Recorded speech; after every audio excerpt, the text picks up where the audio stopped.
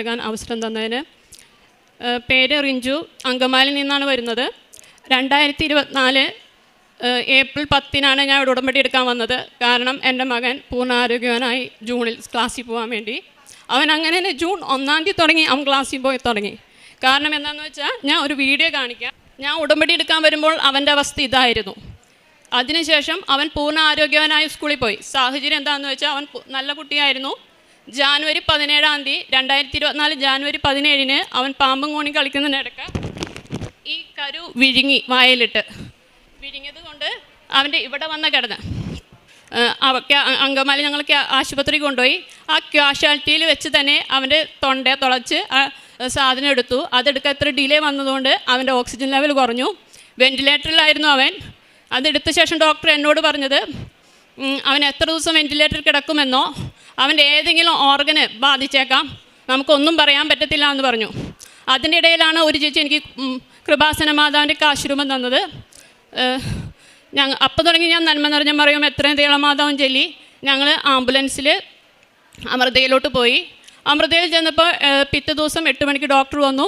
Doctor പറഞ്ഞു 10 ഞാൻ വെൻറ്റിലേറ്ററിൽ എടുത്ത് നോക്കും, അവൻ ഓക്കെ ആണെങ്കിൽ നമുക്ക് വെൻറ്റിലേറ്ററിൽ നിന്ന് അവനെ മാറ്റാം.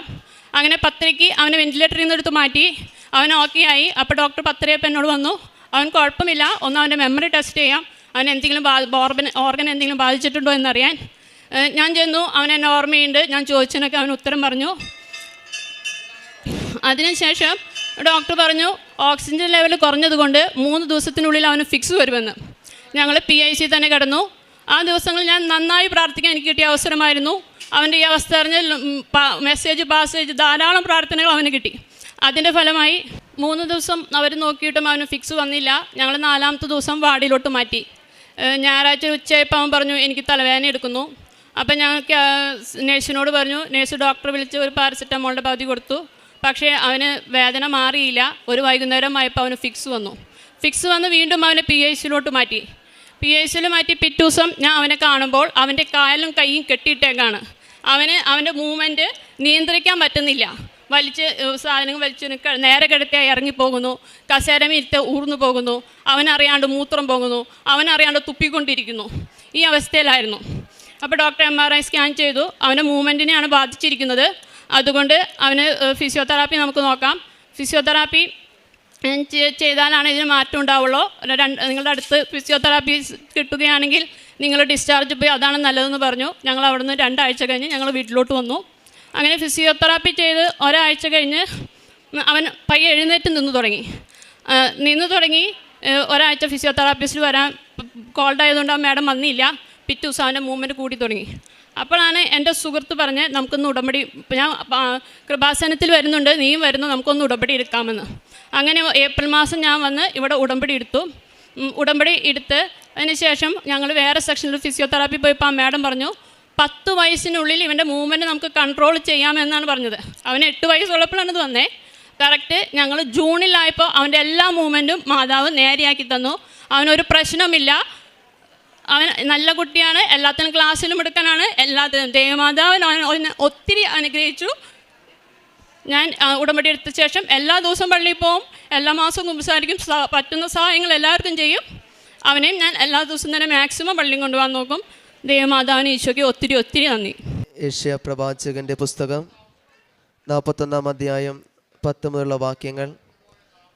ഭയപ്പെടേണ്ട, ഞാൻ നിന്നോട് കൂടെയുണ്ട്. സംഭ്രമിക്കേണ്ട, ഞാനാണ് നിൻ്റെ ദൈവം. ഞാൻ നിന്നെ ശക്തിപ്പെടുത്തുകയും സഹായിക്കുകയും ചെയ്യും.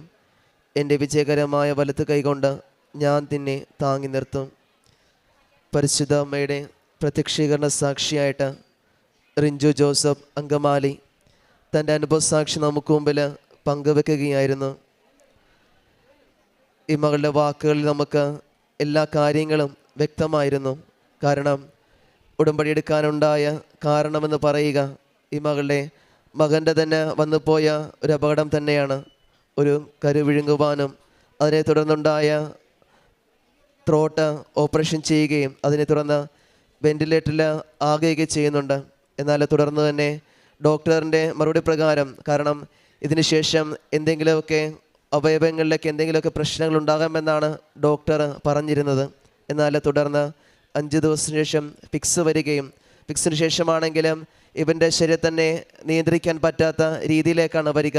കസേരയിരുന്നാൽ ഊർന്നു വീഴുക, തുപ്പുക, അങ്ങനെയുള്ള നിരവധിയായ പ്രശ്നങ്ങളിലൂടെയാണ് കടന്നായ ഒരു ഉടമ്പടിയിൽ ഉറച്ച വിശ്വാസത്തിലൂടെയാണ് ഇവിടെ വരിക. പരിശുദ്ധ അമ്മയുടെ ഒരു വലിയ സംരക്ഷണത്തിലൂടെ ഉടമ്പടി എടുത്തതിന് ശേഷം, കാരണം 10 വയസ്സിനുള്ളിൽ ഇത് പൂർണ്ണമായിട്ട് മാറ്റാമെന്നാണ് ഫിസിയോതെറാപ്പിസ്റ്റിലെല്ലാം പറഞ്ഞതെങ്കിലും ഇവിടെ വന്ന് ഉടമ്പടി എടുത്ത് പ്രാർത്ഥിച്ചതിൻ്റെ ഫലമായിട്ട് ഈ മകനെ പഴയ രൂപത്തിൽ ഈ അമ്മയ്ക്ക് തിരിച്ചു നൽകുകയാണ്. പരിശുദ്ധ അമ്മയോടുള്ള ഉറച്ചൊരു വിശ്വാസവും ഉടമ്പടിയുടെ ജീവിതത്തെ പൂർണ്ണമായിട്ടും ചേർത്ത് നിർത്തിയുള്ള ഒരു ജീവിതം തന്നെയാണ് ഈ മകൾക്ക്, ഈ മകനെ പൂർണ്ണ ആരോഗ്യവാനായിട്ട് തിരിച്ചു കൊടുക്കുവാനായിട്ട് സാധിക്കുകയൊക്കെ ചെയ്തത്. നമുക്കും പരിശുദ്ധ അമ്മയുടെ നന്ദിയോടൊരു പ്രാർത്ഥിക്കാം. ഇനിയും മുമ്പോട്ടുള്ള ജീവിതത്തിൽ ഈ അമ്മയും മകനെയും പ്രത്യക്ഷീകരണ സാക്ഷികളായിട്ട് ഇനിയും ഉയർത്തണമേ എന്നും ഒപ്പം നമ്മളെയും പ്രത്യക്ഷീകരണത്തിൻ്റെ സാക്ഷികളായിട്ട് മാറ്റട്ടെ എന്ന് നമുക്കും പ്രാർത്ഥിക്കാം.